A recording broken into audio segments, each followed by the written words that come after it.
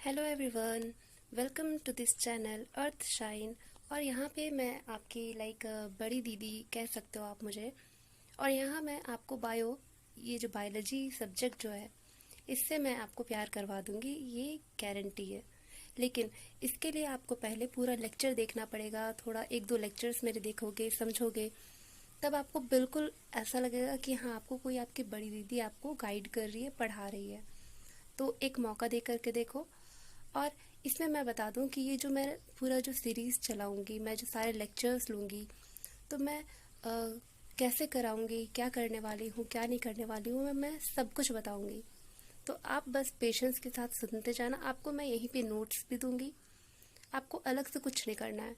जितनी एनसीईआरटी में जितनी भी दी हुई है चीज़ें, वो सब कुछ मैं कराऊंगी आपको। तो आपको भटकने का भी ज़रूरत नहीं पड़ेगा कि मेरे पास ये चीज़ें नहीं है, वो नहीं है। और बीच में मैं नीट के जो अगर तो सबसे पहले मैं बता देती हूँ कि अगर आप बायो स्ट्रीम लिए हो तो मैक्सिमम बच्चे जो है वो नीट के एग्ज़ाम देते हैं, और ये सारे जो मेडिकल वगैरह लाइन के जितने भी पेपर हैं वो देते हैं। तो उसमें ये सारे चैप्टर्स पूछते हैं। ठीक है, तो अभी से अगर प्रिपेयर करोगे, मतलब थोड़ी थोड़ी, मैं ये नहीं कह रही कि मैं आपको पूरा उसी ओरिएंटेड में ही पढ़ाऊँगी, नहीं। मैं आपको बेसिक से ही पढ़ाऊँगी, और बेसिक से कब आपको स्ट्रॉन्ग तक पहुँचा दूँगी आपको पता नहीं लगेगा। तो बस आपको मेरे साथ जुड़े रहना है। और ये चीज़ें मैं नहीं बताऊंगी अब कि ये करवाऊंगी वो करवाऊंगी, नहीं। आप खुद फील करोगे जब आप मेरे लेक्चर लोगे, ठीक है। तो वो बाकी चीज़ें बाद में करेंगे, पहले हम ये जो लेक्चर है ये हम समझ लेते हैं, ठीक है। तो हम अब आप बोलोगे कि यहाँ पे चैप्टर 8 क्यों लिखा हुआ है। तो चैप्टर 8 इसलिए लिखा हुआ है क्योंकि देखो, एनसीईआरटी में पहला चैप्टर दिया है द लिविंग वर्ल्ड, ठीक है। लेकिन मैं वहाँ से शुरू नहीं कर रही, मैं सेल चैप्टर से क्यों शुरू कर रही हूँ, क्योंकि ये चैप्टर आप क्लास 9 में पढ़े हो, तो आपको कुछ चीज़ें पता है इसमें कि हाँ ये चीज़ें हैं। तो आपको समझ में आएगा कि कौन से टीचर आपको अच्छे से पढ़ा रहे हैं, क्या कर रहे हैं, ठीक है। इसलिए मैं ये चैप्टर पिक करी, और इससे आपको रिलेटिबिलिटी जो है ये आपको मेंटेन करने में बहुत आसानी होगा इससे। तो पहले ये चैप्टर पढ़ेंगे, इसके बाद फिर हम लोग धीरे धीरे आगे सीक्वेंस में बढ़ते जाएंगे। तो अभी इस चैप्टर से शुरू करेंगे हम लोग, cell the unit of life से। इसका ये लेक्चर 1 रहेगा। तो इस लेक्चर को लेने के साथ आप एनसीईआरटी भी अपने साथ ओपन रखना। ध्यान रखना कि एनसीईआरटी की बुक आपके पास होनी चाहिए, ठीक है। और मिलाते जाना कि मैं कुछ मिस तो नहीं कर रही। आपको खुद पता लग जाएगा कि मैं सारा कुछ बता रही हूँ आपको डिटेल में या नहीं बता रही हूँ। तो बस आप एनसीईआरटी की बुक खोल लेना और थोड़ा पहले लेक्चर देख लो, ठीक है। अब आगे बढ़ते हैं, एक सेकेंड। तो अब बढ़ते हैं नेक्स्ट स्लाइड की तरफ। अब यहाँ से शुरू होगा आपका पूरा लेक्चर प्रॉपर एनसीईआरटी के हिसाब से, ठीक है। तो जो इम्पोर्टेंट चीज़ें हैं जो पूछे जाती हैं वो सारा कुछ मैं यहाँ आपका कवर करवाऊँगी, लाइक सीबीएसई बोर्ड हो या कोई भी। तो उसके लिए आपका ये लेक्चर बेनिफिशियल रहने वाला है। तो अभी हम वहाँ से शुरू करेंगे जहाँ से आप रिलेट कर सको, ठीक है। क्लास 9 में जो पढ़े हो वहाँ से आप रिलेट कर पाओगे। तो सबसे पहले हम शुरू करेंगे व्हाट इज सेल से, ठीक है। तो सेल के बारे में हम लोग जानेंगे कि सेल है क्या। क्योंकि बहुत सब बोलते रहते हैं कि सेल बेसिक यूनिट है, स्ट्रक्चरल फंक्शनल यूनिट है। ये आप 9th में भी ऑलरेडी पढ़ चुके हो। तो पढ़ करके आपको भी ये एग्जाम्पल बताया गया होगा कि जैसे अगर एक घर बनता है तो उसकी जो छोटी इकाई होती है वो ईंट होती है, क्योंकि एक एक ईंट जोड़ करके पूरा घर बनाया जाता है। ठीक इसी तरह से सेल होता है, ठीक है। तो अब इसमें मैं एक और तरीके से आपको समझाने का कोशिश करूँगी, जैसे कि पजल बॉक्स जो होता है। कैसे बताऊँ, पजल बॉक्स जिसमें टूटा हुआ रहता है, बट आपको उसको सही जगह पे अरेंज करके उसको आपको वो बनाना होता है, पूरा पजल बॉक्स रेडी करना होता है, जिससे पूरा इमेज बनता है, ठीक है। इमेज पजल वाला बात कर रही हूँ मैं। तो उसी तरह से हम लोग के बॉडी में छोटी छोटी इकाई होती है, छोटे छोटे सेल्स होते हैं जो मिल करके एक पूरा बॉडी बनाते हैं। इसके बीच में बहुत प्रोसेस होते हैं, जैसे कि पहले छोटे छोटे सेल्स के बारे में आप पढ़े हो। तो जो सेल्स होते हैं वो एक जगह एक ग्रुप बना करके क्या बनाते हैं, टिश्यू बनाते हैं। टिश्यू बनाते हैं, जैसे मान लीजिए पहले एक सेल है, तो ये सेल क्या करता है, ये सेल है, एक सेकेंड, ये न्यूक्लियस हो गया इसका। मान लेते एक सेल है, तो ये ग्रुपिंग करके क्या बना लेता है, टिश्यू बना लेता है, ठीक है। टिश्यू टिश्यू से क्या बनाता है, ऑर्गन बनाता है। जैसे कि मान लेते हैं यहाँ पे स्टमक बना लिया, ठीक है। डायग्राम पे नहीं जाना, ठीक है। टिश्यू, ये ऑर्गन बना लिया, ऑर्गन से पूरा सिस्टम डाइजेस्टिव सिस्टम बन गया। ठीक है, अब इसको मैं आपको थोड़ा आराम से समझाती हूँ। ये जल्दी हो गया, थोड़ा फास्ट हो गया, अब इससे मैं आपको थोड़ा स्लो में बताती हूँ। देखो, सबसे पहले एक सेकंड नया स्लाइड ले लेती हूँ। देखो, सबसे पहले ये है और ये छोटा सा सेल है हमारा, एक सेल है सिंगल सेल। अब आपको यूनिसेलुलर मल्टी सेलुलर ये चीज़ें नहीं भी पता है तो कोई बात नहीं है, बस नाम याद रखना। भी मैं उसे भी एक्सप्लेन करूँगी कि सिंगल सेल क्या होता है, मल्टीपल सेल क्या है। आपको पता है, 9th में आप पढ़ रखे हो, मैं फिर से बताऊँगी आपको, तो थोड़ा पेशेंस रखना। देखो, ये है सिंगल सेल। ये सिंगल सेल क्या करता है कि जैसे ये ग्रुपिंग अपना कर लेता है। ठीक है, ये ग्रुप बनाया अपना। ठीक है, बहुत सारे सेल्स मिल करके ये पूरा अपना क्या करते हैं, पूरा टिश्यू बना लेते हैं। टिश्यू, ये टिश्यू क्या करता है, पूरा ऑर्गन बनाता है अपना। ठीक है, जैसे ये स्टमक बना लिया। ठीक है, ये क्या करता है कि डाइजेस्टिव सिस्टम, जैसे इसी तरह से फिर और सारे ऑर्गन्स जो हैं वो मिलते हैं और वो सब क्या मिल करके बनाते हैं, पूरा डाइजेस्टिव सिस्टम। ठीक है, तो ये रहता है इसका प्रोसेस। तो ये जो यही इसी चीज़ की हम लोग अभी बात करने वाले हैं कि सेल क्या है, और ये हमारे बॉडी का स्ट्रक्चरल, फंक्शनल, फंडामेंटल यूनिट ये इसे क्यों कहा जाता है, ये भी हम लोग जानेंगे। अब हम लोग पिछले स्लाइड पे आते हैं। यहाँ पे तो क्या लिखा है, cell is the basic structural and functional unit of life. तो सेल का नाम सुनते ही सबसे पहले आता है कि बेसिक स्ट्रक्चरल, फंक्शनल और फंडामेंटल यूनिट ऑफ लाइफ। तो इसमें स्ट्रक्चरल का मतलब क्या है, तो ये पहले देखो कि स्ट्रक्चरल क्यों कहा गया है। क्योंकि देखो, यहाँ पे क्या बताया कि एक सिंगल सेल जो है ये क्या करता है, एक पूरा टिश्यू बनाता है, मतलब टिश्यू क्रिएट करता है मिल करके, ग्रुप बना करके उसे टिश्यू बोलते हैं। तो क्या कर रहा है, ये क्या कर रहा है, पूरा शेप दे रहा है। ठीक है, तो शेप उसको स्ट्रक्चर दे रहा है। जैसे कि हमारा जो शरीर है वो क्या सेल से बना हुआ, सेल से क्या चेंज हुआ, टिश्यू, टिश्यू से क्या बनाया, ऑर्गन, ऑर्गन से क्या बनाया, ऑर्गन सिस्टम पूरा बनाया, और ऑर्गन सिस्टम से क्या बनाया, पूरा ऑर्गेनिज्म बना दिया। ठीक है, पूरा ये देखो ऑर्गेनिज्म पूरा बना दिया। तो ये क्या है कि ये पूरा स्ट्रक्चर दे रहा है, बॉडी को एक शेप दे रहा है, इसी वजह से इसका नाम दिया गया, स्ट्रक्चरल बोला गया। और फंक्शनल इसलिए क्योंकि ये काम ही करता है, जैसे सेल मिलकर के टिश्यूज़ बने, तो टिश्यूज़ क्या काम करते हैं, इनके अलग अलग बहुत तरह के टिश्यूज़ होते हैं जो आप लोग आगे पढ़ोगे। तो ये सारे टिश्यूज़ मिल करके अलग अलग काम करते हैं। फिर टिश्यूज़ मिल करके कोई ऑर्गन बनाते हैं, तो ये ऑर्गन अलग काम कर रहा होता है, कोई दूसरे ऑर्गन जो होते हैं वो अलग काम कर रहे होते हैं। तो मतलब काम इनका चलता रहता है, इसलिए इसे फंक्शनल बोला गया। और फंडामेंटल इसलिए बोला गया क्योंकि ये फंडामेंटल मतलब बेसिक जो चीज़ें होती है, ये बेसिक है, ये सेल क्या है, सबका बेस है ये, इसीलिए इसको फंडामेंटल बोला गया है। ठीक है, अब यहाँ पे सिंपल जो नोट्स लिख करके लाई हूँ इसे एक्सप्लेन करती हूँ कि क्या कह रहा है। ठीक है, एक सेकंड रुक जाओ। चलो इसे इरेज कर ली। अब इसमें देखते हैं, कह रहा है it is the smallest unit, एक सेकंड, हाँ, it is the smallest unit capable of independent existence and performing all essential life processes। तो अब ये क्या कह रहा है, तो इसमें सबसे पहले हम लोग जानेंगे कि यूनिसेलुलर और मल्टीसेलुलर का।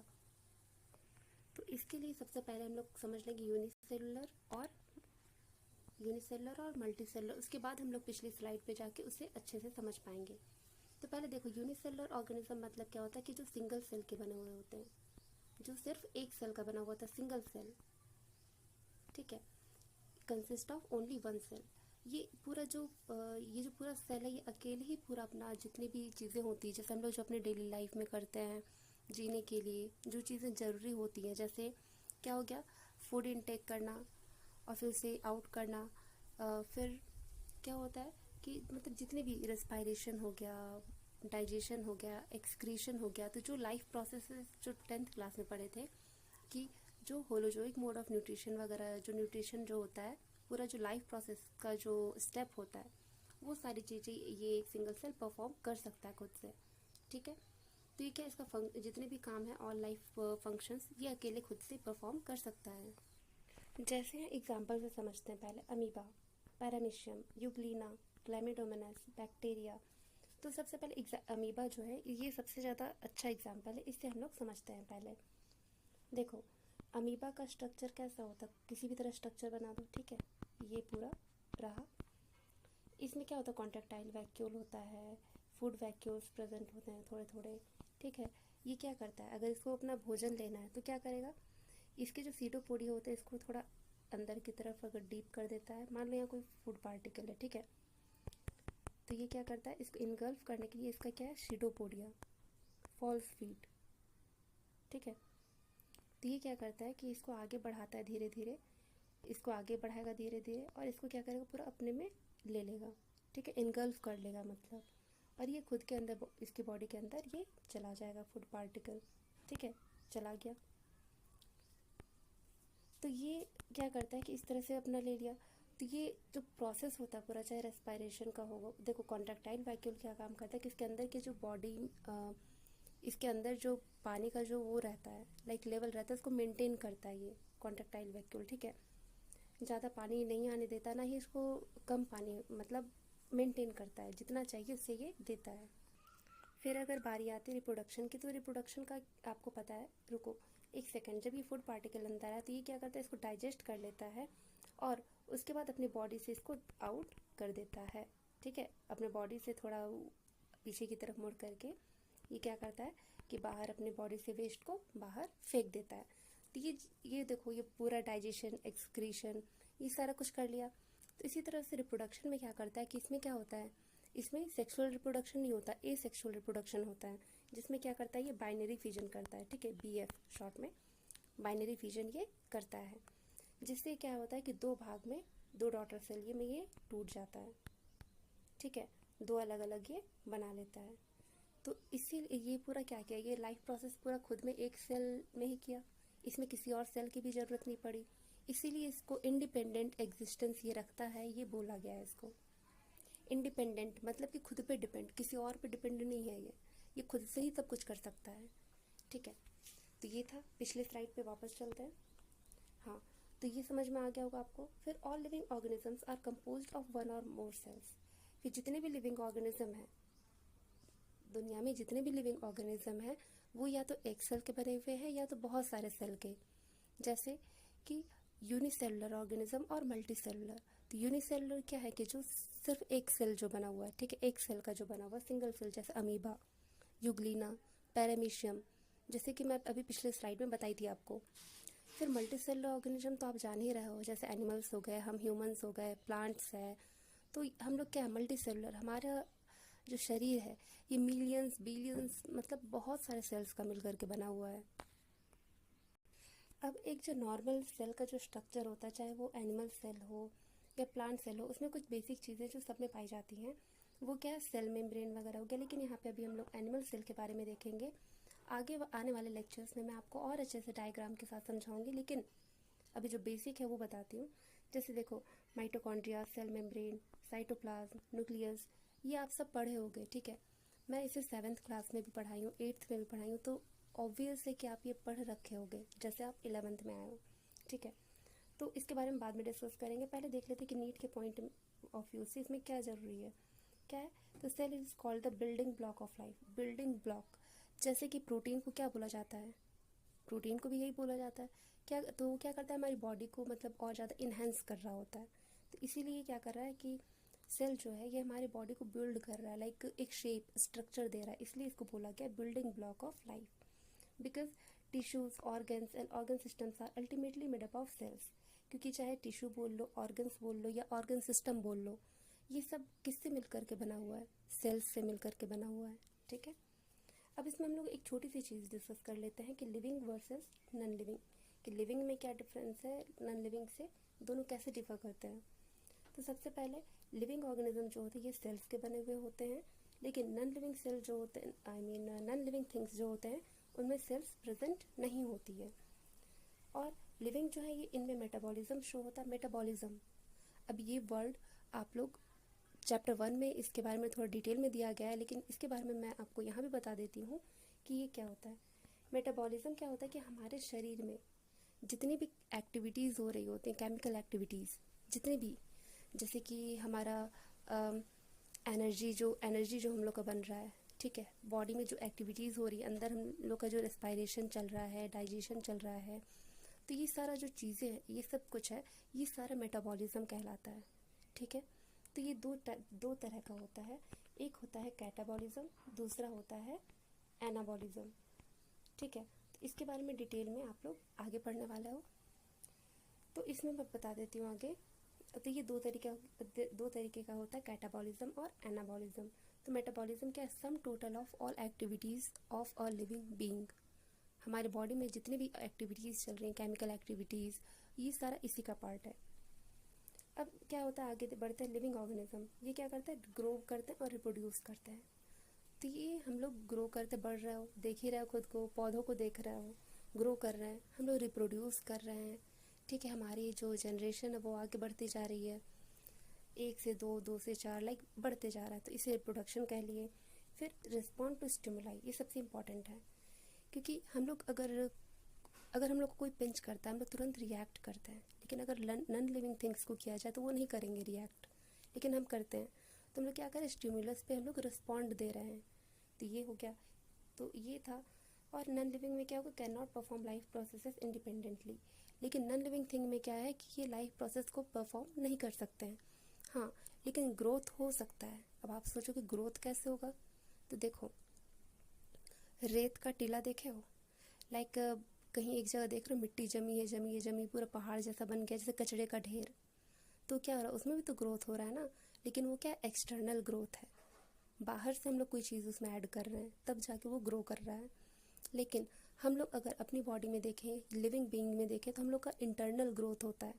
तो ये एक डिटेल, लाइक डीप में जाकर अगर कोई डिफरेंस पूछता है तो ये है कि लिविंग थिंग्स में इंटरनल ग्रोथ होता है और नॉन लिविंग थिंग्स में एक्सटर्नल ग्रोथ हो रहा होता है। तो ये पॉइंट समझ में आया? आई होप समझ आ रहा होगा आपको मेरी बातें। जो नहीं समझ आए आप कमेंट कर सकते हो कि हाँ ये चीज़ें समझ नहीं आ रही, आप बता सकते हो, मैं उसे और अच्छे से एक्सप्लेन करने की कोशिश करूँगी। तो अब नेक्स्ट स्लाइड पे बढ़ते हैं कि नेक्स्ट में अब क्या है, ये पढ़ लिए थे। हाँ, अब यहाँ से देखो, अब ये हम लोग यूनिसेलुलर पढ़े थे कि सिंगल सेल ऑर्गेनिज्म कैसे अपना पूरा लाइफ परफॉर्म करता है, रिप्रोडक्शन हो गया, चाहे डाइजेशन वगैरह हो गया, एक्सक्रीशन हो गया, तो आप देख लिए। अब हम लोग देखेंगे मल्टी सेलुलर। तो ये क्या होता है, कंसिस्ट ऑफ मैनी सेल्स, बहुत सारे सेल्स के हमारी बॉडी बनी हुई होती है। इसमें क्या होता है, show division of labour, specialisation. अब पूछो डिवीजन ऑफ लेबर क्या है, तो ये क्या है, काम का बंटवारा है। ठीक है, जैसे कि अगर मान लो अपने घर को ही देख लो, घर को एक पूरे बॉडी मान लेते हैं। जिससे क्या होता है कि छोटे बच्चे का काम अलग होता है। छोटे बच्चे का काम क्या है, लाइक क्या बोलते हैं, अगर कुछ पानी वानी लाना हो तो बोलते हैं कि बच्चे एक गिलास पानी ले आओ या कुछ कर लो, लाइक बच्चों वाला काम। फिर जो बड़े होते हैं उन पे बड़े टाइप के जो रिस्पॉन्सिबिलिटीज़ होती हैं वो उन पे आती हैं। ठीक है, अब ये तो नहीं है कि अगर जैसे हम लोग क्या करते हैं कि जब हमारे पेरेंट्स वो जॉब करते हैं तो ऐसा तो नहीं कि बच्चे को जॉब पे भेज दिया और पेरेंट्स घर पे बैठे, ऐसा होता है क्या? नहीं होता है, पेरेंट्स चाहते हैं, तो सबका काम बटा हुआ होता है। तो इसी तरह हमारे शरीर में होता है कि हम लोग का जितना भी काम है वो सब कुछ बटा हुआ है। रेस्पायरेशन अलग ऑर्गन कर रहा है, डाइजेशन अलग ऑर्गन कर रहा है, फिर एक्सक्रीशन अलग ऑर्गन कर रहा है, सब सर्कुलेशन अलग काम कर रहा है, अलग ऑर्गन काम कर रहा है, तो सबका काम बटा हुआ है। तो इसी को बोलते हैं डिवीजन ऑफ लेबर। जैसे कि ह्यूमन हो गए, मैंगो प्लांट हो गया, फ्रॉग हो गया, तो सबकी बॉडी में, हमारी बॉडी में बहुत सारे सेल्स के बने हुए होते हैं हमारी बॉडी, जिसमें सबका जो काम होता है वो बटा हुआ होता है।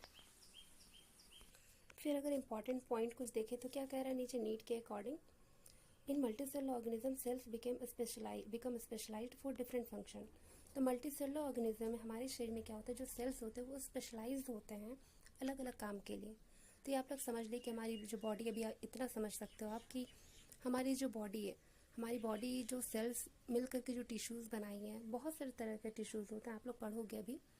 ठीक है, तो ज़्यादा वो मत करना कि अभी दीदी डिटेल में नहीं बता रही है, क्योंकि अभी आपको डिटेल नहीं जानना है, आपको डिटेल अगले चैप्टर में जानना है, इसलिए मैं नहीं बता रही ज़्यादा डिटेल में।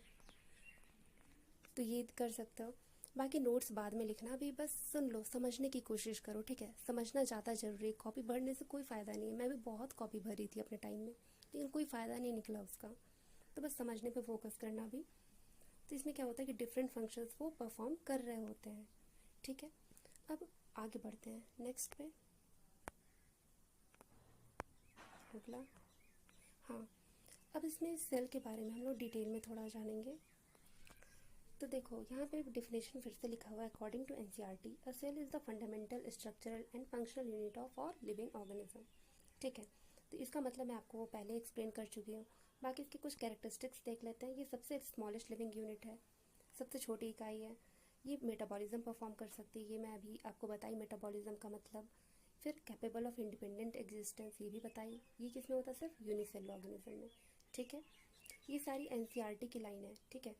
Contain hereditary material, DNA. हाँ, अब इसमें ये बताना जरूरी कि जैसे हमारा जो सेल होता है, ठीक है, ये क्या है? सेल मेम्ब्रेन है। सेल मेम्ब्रेन, बीच में प्रेजेंट होता है ये न्यूक्लियस, और इसी न्यूक्लियस के अंदर डीएनए वगैरह, क्रोमोसोम वगैरह सब कुछ प्रेजेंट होता है। तो ये क्या है? हेरिडिटरी मटेरियल, जो हमें हमारे पेरेंट्स के थ्रू मिल रहा होता है, हमारी बॉडी में आया होता है। तो इसे ही कहते हैं हेरिडिटरी मटेरियल, जो कि न्यूक्लियस के अंदर प्रेजेंट होता है। अब ये क्या? Small specialised compartment organelles. अब ये चीज़ें ऑर्गेनल के बारे में डिटेल में आगे हम लोग को और पढ़ना है, लेकिन अभी शॉर्ट में मैं बता दूं कि बहुत सा, जैसे कि हमारी बॉडी में जो सबसे ज़्यादा ज़रूरी है, जैसे कि आप लोग 9th में भी पढ़े होंगे कि powerhouse of the cell क्या होता है? माइटोकॉन्ड्रिया होता है। देखो यहाँ पे दिया हुआ powerhouse of cell mitochondria. तो ये क्या है? ऑर्गेनल है, ठीक है। तो इस सेल में प्रेजेंट होता है ऑर्गेनल, ठीक है। ये क्या है? माइटोकॉन्ड्रिया है, ठीक है। अब ये था सेल के बारे में। अब इसके बारे में हम लोग अब इसकी डिस्कवरी के बारे में आएंगे कि कौन डिस्कवर किया, किसको ये सबसे पहले पता लगा, किसके अंदर इतना इंटरेस्ट जागा, क्यूरियोसिटी आया कि मेरे को ये चीज़ ढूंढनी चाहिए। तो सबसे पहले देखते हैं कि वैसे साइंटिस्ट जो इसे डिस्कवर किए, तो सबसे पहले थे रॉबर्ट हुक, सबसे पहले, ठीक है। इनके पहले भी एक था, लेकिन वो पढ़ने का ज़रूरत नहीं है उनके बारे में, बट यहाँ से सबसे ज़्यादा जो ये सबसे ज़्यादा इम्पॉर्टेंट है, जिसे याद रखना चाहिए। रॉबर्ट हुक कब ये डिस्कवर किए थे? 1665 में। अब क्या किए थे? तो क्या किए थे? एक thin slice of cork. Cork मतलब पेड़ की छाल जो होती है ना, पेड़ की छाल। तो कॉर्क से ये क्या किए थे कि एक स्लाइस, इसका एक टुकड़ा लिए थे, ठीक है। और इसको एक कंपाउंड माइक्रोस्कोप में उसको देखे थे, कंपाउंड माइक्रोस्कोप में, जिनमें इनको क्या दिखा था? रुक जाओ, स्क्रीन साफ कर लूँ फिर दिखाती हूँ।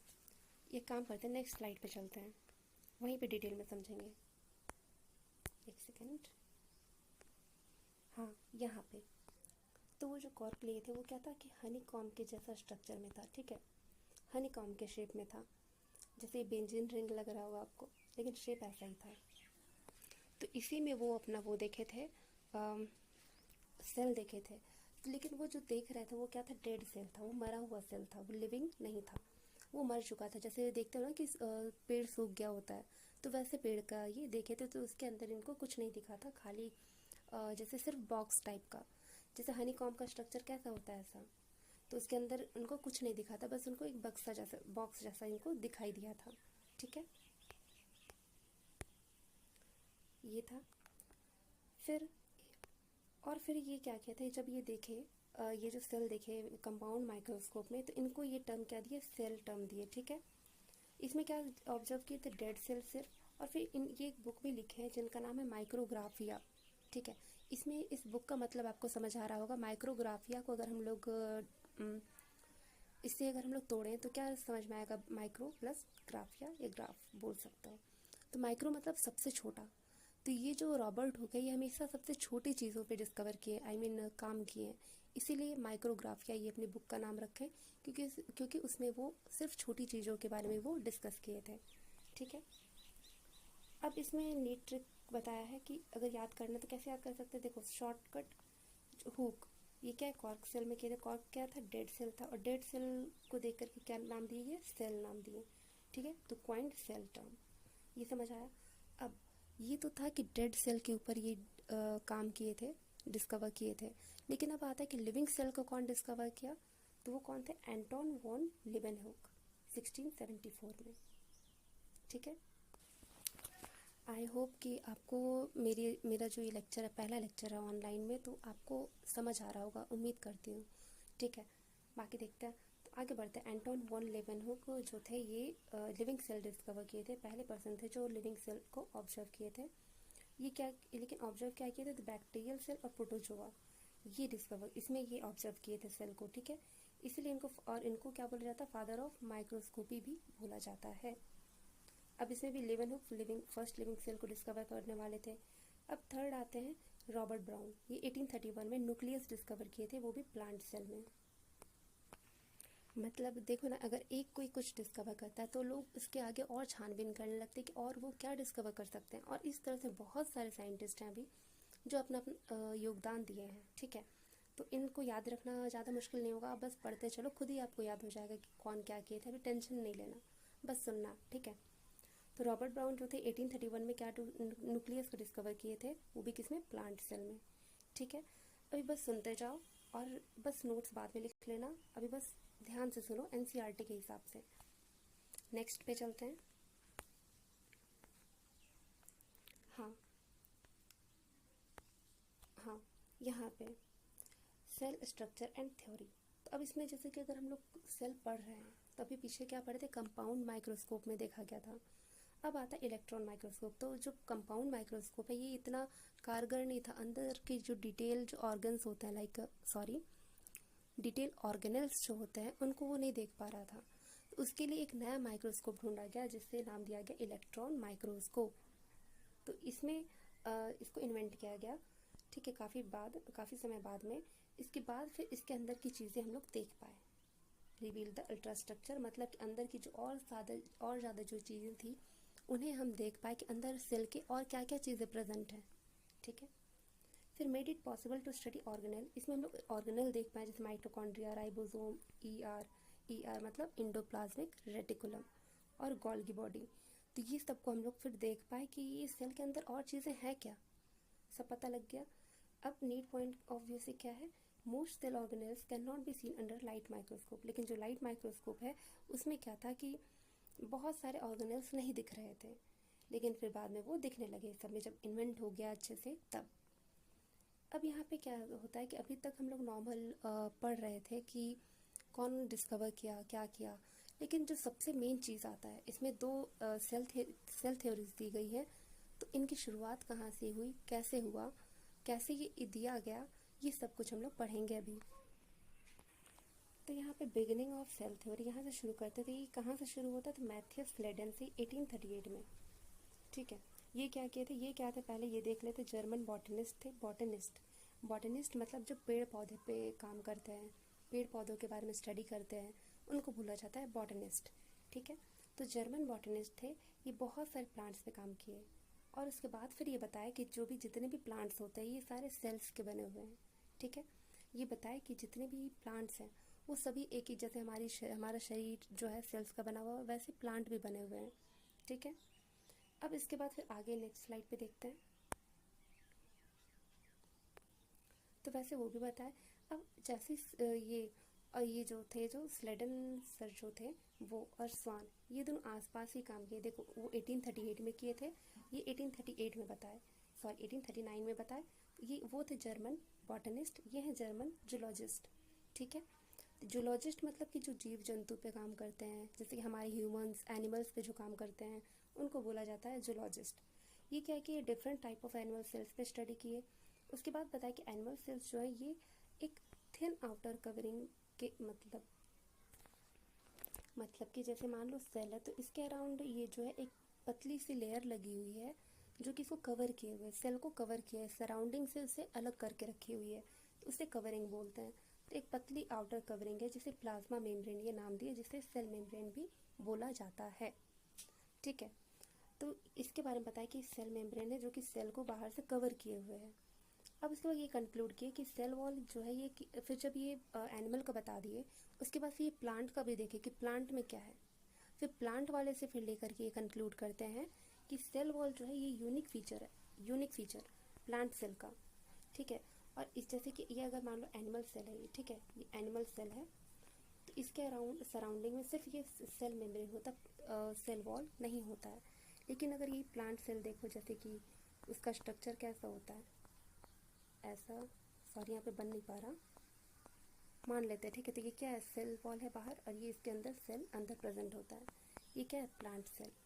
तो प्लांट सेल के बाहर क्या होता है, सेल वॉल प्रेजेंट होता है, लेकिन एनिमल सेल में ये एब्सेंट होता है। तो कुछ चीज़ें हैं जो इन्हें अलग करती हैं, कुछ चीज़ें नहीं, बहुत सारी चीज़ें जिनके बारे में हम लोग पढ़ेंगे, ठीक है। तो ये चीज़ें इसमें बताया कि जो कि एनिमल सेल में सेल वॉल एब्सेंट है, और propose that both plant and animal cells are composed of cells and cell products. फिर ये बताता है कि एनिमल और प्लांट सेल जो है ये सेल्स के बने हुए हैं और प्रोडक्ट ऑफ सेल्स मतलब बहुत सारे सेल्स के भी बने हुए हैं। अब वापस आते हैं सेल थ्योरी पे। कि अब सेल थ्योरी जो स्लेडन और स्वान जो दिए दोनों क्या दिए, तो Schleiden and Schwann together propose the cells 5 cell theory. अब कौन कौन सा सेल थ्योरी है क्या है उसके बारे में हम लोग पढ़ेंगे। तो आगे पहले देखते सेल थ्योरी जो ये दिए थे, Schleiden and Schwann together propose the cell theory, ये स्लेडन और स्वान जो थे ये दोनों आपस में मिल करके सेल थ्योरी दिए थे, ठीक है। जिसमें पहले क्या कहा गया था कि all living organisms are composed of cells and cell product, कि जितने भी लिविंग ऑर्गेनिज्म है वो सेल और उसके प्रोडक्ट से मिल करके बने हुए हैं। फिर और जो एक सेल है ये क्या basic structural and functional unit of life है। लेकिन इसमें जो लिमिटेशन मतलब ड्रॉबैक, ठीक है, लेकिन इसमें जो चीज़ें गलती थी जो नहीं एक्सप्लेन करी गई थी या कुछ बताया गया था वो क्या था कि original cell theory did not explain how new cells are formed. मतलब सबसे बड़ी गड़बड़ी इसमें ये हो रही थी कि इसमें ये नहीं बताया गया कि अगर मान लो बहुत सारे सेल्स का मिल करके बन रहा है तो नए सेल आ कहाँ से रहे हैं, ठीक है। जैसे अगर मान लो कोई घर में अगर है खाने पीने के लिए है कुछ सामान रखा हुआ है तो कुछ लोग वहाँ पे हैं उस चीज़ों को खाए जा रहे हैं, तो इसमें और चीज़ें कब आती जब हम लोग कोई जॉब कर रहे होते हैं, ठीक है, तो पैसे आते हैं उससे खाने पीने का सामान आ रहा होता है। तो ये चीज़ें इसमें नहीं बता पाया कि इसमें नए सेल्स आ कहाँ से रहे हैं। तो अब बताते हैं हम, इसमें आगे बताया जाएगा, अभी मैं बताऊँगी कि कैसे आ रहे हैं नए सेल्स, ठीक है। तो आगे स्लाइड में मूव करते हैं। हाँ, तो देखो अब सेल थ्योरी में अब किसकी एंट्री होती है, रुडोल्फ वर्चो की। तो ये जो है ये क्या करते हैं, सेल थ्योरी को फाइनल शेप देते हैं। सबसे पहले सेल थ्योरी कौन दिया, स्लेडन और स्वान मिल करके दिए, लेकिन उसमें कुछ गलतियां हुई कि उसमें वो नहीं बता पाए कि सेल थ्योरी जो दिए हैं उसमें नए सेल्स आ कहाँ से रहे। जैसे वो बता दिए कि सेल और प्रोडक्ट ऑफ सेल से मिल करके बने, लेकिन नए सेल आ कहाँ से रहे वो नहीं बता पा रहे। तो उसके लिए फिर जो फाइनल शेप मतलब फाइनली जो चीज़ें बता देता है लास्ट में, जो फाइनली कंक्लूड कर दे, तो वही हमारे लिए ज़्यादा इंपॉर्टेंट होता है। जैसे अगर मान लो कोई सवाल हम सॉल्व कर रहे हो नहीं बन रहा हो, लेकिन जो फाइनल में अगर आप पूरा प्रोसेस सही कर रहे हो लेकिन लास्ट में आपका मिस्टेक हो रहा है, लेकिन अगर कोई और उसी जो लास्ट में मिस्टेक हो रहा है अगर उसी को आगे करेक्ट करके फाइनल आंसर दे दे तो आपको क्या होगा, उसके लिए आपकी नज़र में मान बढ़ेगा ना। तो ठीक इनके साथ भी ऐसा ही है। ये लास्ट में आकर के क्या कि पूरा ही खेल का जो स्पॉटलाइट था ये ले लिए, ठीक है। तो लास्ट में आकर के अपना थ्योरी दे देते हैं, फाइनल कर देते हैं इसे कि देखो पहले क्या है वो पढ़ देखते हैं। रुडोल्फ वर्चो 1855 में ये बताया, Rudolf Virchow modified the cell theory को मॉडिफाई कर दिए।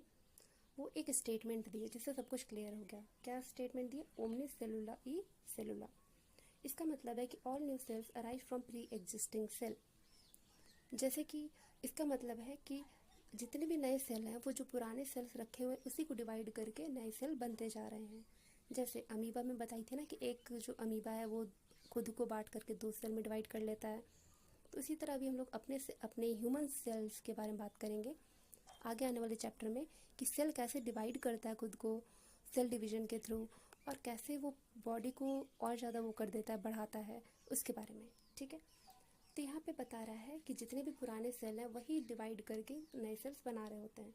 This completed the modern cell theory, और इसी को कहा गया है मॉडर्न सेल थ्योरी जो रुडोल्फ वर्चो जी दिए थे। अब इसमें नीट के फैक्ट के थ्रू देखें तो क्या था, एक में पिछले स्लाइड पे भी था। हाँ, इसमें क्या स्लेडन क्या थे, प्लांट सेल के बारे में स्टडी किए थे, स्वान एनिमल सेल पे स्टडी किए थे, प्लाज्मा मेम्ब्रेन जो है ये दोनों में पाया जाता है, और सेल वॉल जो है ये सिर्फ प्लांट सेल में पाया जाता है, एनिमल सेल में एब्सेंट होता है। अब नेक्स्ट स्लाइड। इसमें नीट के फैक्ट पे वर्चो जो थे ये क्या दिए थे, ओमनिस सेलुला ए सेलुला। इसका मतलब है cell arise from pre existing cell, ये याद रखना। और मॉडर्न सेल थ्योरी के अकॉर्डिंग क्या था कि all living organisms are composed of cells and cell of products. I mean cells क्या बना हुआ था और सेल के जो प्रोडक्ट्स होते हैं बहुत सारे सेल्स उनसे बना हुआ है। और all cells arise from pre existing cell, और जितने सेल है वो पहले से जितने भी सेल प्रेजेंट है उनके द्वारा ही ये बना गया है, ठीक है। तो इस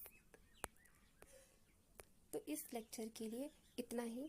बाकी फिर हम लोग फिर नेक्स्ट स्लाइड पे नेक्स्ट लेक्चर पे मिलेंगे अर्थ के अगले लेक्चर पे। तो ये था हमारे एनसीईआरटी का एक छोटा सा पार्ट जिसको मैं अच्छे से एक्सप्लेन करने की कोशिश करी, अपनी तरफ से पूरी कोशिश करी कि आपको समझ आ जाए। तो अगर आप कुछ समझ नहीं आता है, ठीक है, तो आप पूछ सकते हो कमेंट में। बाकी अब थैंक्स मेरे को यहाँ तक सुनने के लिए। Thank you all. Sorry smiley नहीं बना पाई। ठीक है, तो थैंक यू सो मच सुनने के लिए। बाकी अगर कोई और डाउट है तो आप पूछ सकते हो। फिर मिलते हैं अगले लेक्चर में जल्दी, लेक्चर नंबर 2 पे। तब तक के लिए बाय बाय, पढ़ते रहो और कमेंट करना ज़रूर भूलना नहीं।